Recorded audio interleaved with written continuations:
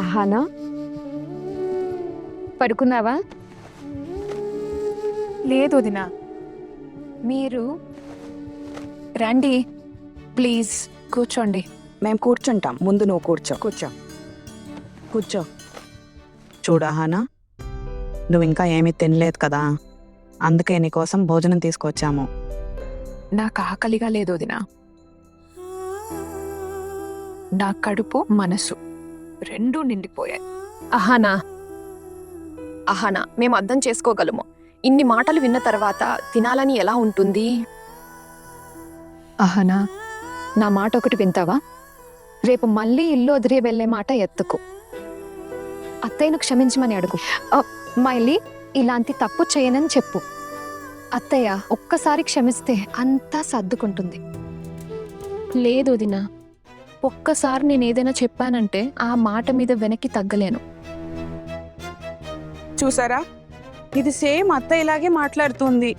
తను కూడా సరిగ్గా అలాగే అంటుంది, మాట ఇచ్చానంటే అస్సలు వెనక్కి తగ్గను అని. అయినా అహానా, నువ్వు చిన్నదానివే కదా, చూడు తప్పు అయితే జరిగింది కదా, నువ్వు ఒక్కసారి తగ్గుంటే ఏం పోయేది? ఒక మాట చెప్పనా వదిన? అందరి ముందు తప్పు నాదే అని నేను ఒప్పుకోవాల్సి వచ్చిన నా మనసుకు తెలుసు నేను ఏ తప్పు చేయలేదని. చాలు చాలు, ఇక ఊరుకో.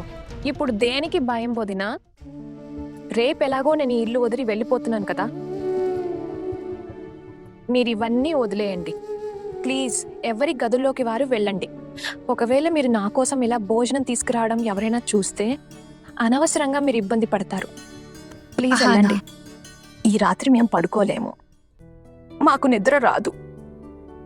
నీతో అనుబంధం పెంచుకున్నాం కదా, నువ్వు వెళ్ళిపోతే మాకు అస్సలు బాగుండదు. అలవాటైపోతుంది వదినా. అయినా అహానా, అర్జున్తోని శోభనం కూడా ఇంకా అవ్వలేదు. దీని జీవితం వచ్చా సినిమాలాగా ఉంది. ఎప్పుడు ఏడుస్తుందో ఎప్పుడు నవ్వుతుందో అంతా సినిమాలాగే ఉంది కదా కదా. ఏంటంటే వదినా, నా తర్వాత ఏ అమ్మాయి ఇంటికి చింద కోడలిగా వస్తుందో తనకైతే మంచిదే. అహానా, ఇలాంటి మాటలు మాట్లాడుకో. అలా ఏమీ జరగదు. మరిది గారు నిన్ను చాలా ప్రేమిస్తున్నారు. ఆయన అలా ఊరికే ఓటమి ఒప్పుకునే రకం కాదు. ఈ రోజు కాకపోతే రేపు చూడు, ఏదో ఒక దారి ఖచ్చితంగా వెతుకుతారు. సరే. అవును, చూడు మరిది గారి చేతులు ఇప్పుడు కట్టేసున్నాయి. అత్తయ్య ఇల్లు వదిలి వెళ్లే మాట అనేసరికి ఆయన ఏమీ అనలేకపోయారు. ఆయన ఈ రోజు సరిగ్గా భోజనం కూడా చేయలేదు. అది అత్తయ్య వల్లే వదిన. అత్తయ్య తినకపోతే ఆయన ఎలా తినగలరు? అరే అహానా, కేవలం అత్తయ్య వల్ల మాత్రమే కాదు. నువ్వు ఆయన్ని తప్పుగా అర్థం చేసుకోకు. నేనిప్పుడు తప్పు ఒప్పు తెలుసుకుని ఏం చేయాలి? నేనైతే కేవలం ఇంతే కోరుకుంటున్నాను. నా వల్ల ఈ కుటుంబం ఎంత అవమానపడాల్సి వచ్చిందో, ఎంత ఇబ్బంది పడాల్సి వచ్చిందో, ఇక ముందు అలా జరగకూడదు, అంతే. అహానా, అయినా నీకు అర్జున్ ఫోన్ చేశారా? అయినా ఎలా చేస్తారు? ఇంట్లో అందరూ నిఘా వేసున్నారు కదా. ఇప్పుడు పెద్దమ్మ కూడా అదే గదిలో ఉన్నారు, అందుకే చేయలేకపోయి ఉంటారు. అహానా, నీ పెద్దన్నయ్య కూడా చెప్తున్నారు. రేపు నువ్వు బయలుదేరేటప్పుడు ఏదైనా చేయగలిగితే సరే, లేదంటే కొన్ని రోజుల్లో అత్తయ్య కోపం తగ్గుతుంది కదా, అప్పుడు నిన్ను మళ్ళీ ఇంటికి తీసుకొస్తారు. ఏమైంది అహానా?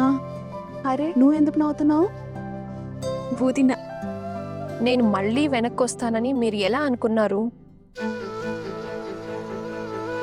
ఎవరైనా నన్ను ఇక్కడి నుంచి తీసుకెళ్ళడానికి వస్తే నేను తిరిగి వచ్చేస్తానా? నేను కూడా మనిషినే కదా వదిన, నాకు ఆత్మగౌరవం ఉండదా? ఆత్మగౌరవమా? ఆడవారికి ఆత్మగౌరవం ఉంటుందా? అది కూడా అత్తవారింట్లో.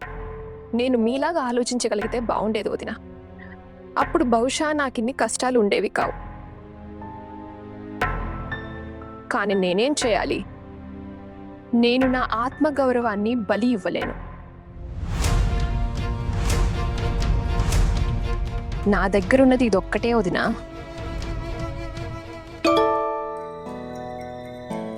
అహానా నీ ఫోన్ రింగ్ అవుతుంది. ఈ సమయంలో ఎవరు మెసేజ్ చేస్తున్నారు?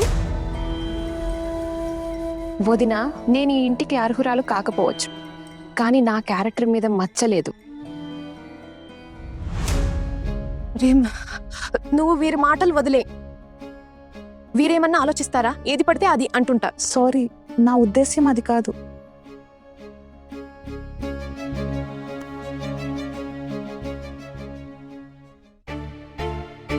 అస్సలు కాదు. మీ మరిది గారే మెసేజ్ చేస్తున్నారు. ఏమంటున్నారో చెప్పు. ఆయన నా కోసం చాలా బాధపడుతున్నారు. మీరే చూడొచ్చు. అవును, ఆయనే. చూశాను. నాకు చూపించకు. చెప్పాను కదా నేను, మరిది గారు నిన్ను చాలా ప్రేమిస్తున్నారు. అనవసరంగా తనని తప్పుగా అర్థం చేసుకుంటున్నావు. నేను తప్పుగా అర్థం చేసుకోవడం లేదు వదినా. నేను చెప్పేది ఏంటంటే, ఆయనకు నా గురించి నిజంగా చింత ఉంటే అందరి ముందు నా కోసం గొంతెత్తేవారు. అరే, ఎలా గొంతెత్తుతారు? కుటుంబానికి వ్యతిరేకంగా నిలబడలేరు కదా. ఏ పరిస్థితిలోనైనా మనిషి నిజంగా అయిపోయి ఉండాలి కదా. చూడు అహానా, కోపం మొదలే కొన్ని రోజుల్లోనే మరిది గారు నిన్ను మళ్ళీ ఇంటికి తీసుకొస్తారు. అత్తయ్య కూడా ఎక్కువ రోజులు కోపంగా ఉండలేదు. తన కోపం తగ్గుతుంది. మరిది గారు నిన్ను తిరిగి తీసుకొస్తారు. అప్పుడు అంతా సర్దుకుంటుంది. అవును కదా? అవును. అహానా మళ్ళీ నవ్వుతోంది. వదినా, నేను ఇప్పుడే చెప్పాను కదా, మీరు నన్ను ఇక్కడి నుంచి తీసుకెళ్ళడానికి వస్తే నేను తిరిగి వచ్చేస్తానా అని. ఏమంటున్నావా హానా? నువ్వు నిజంగా తిరిగి రావా?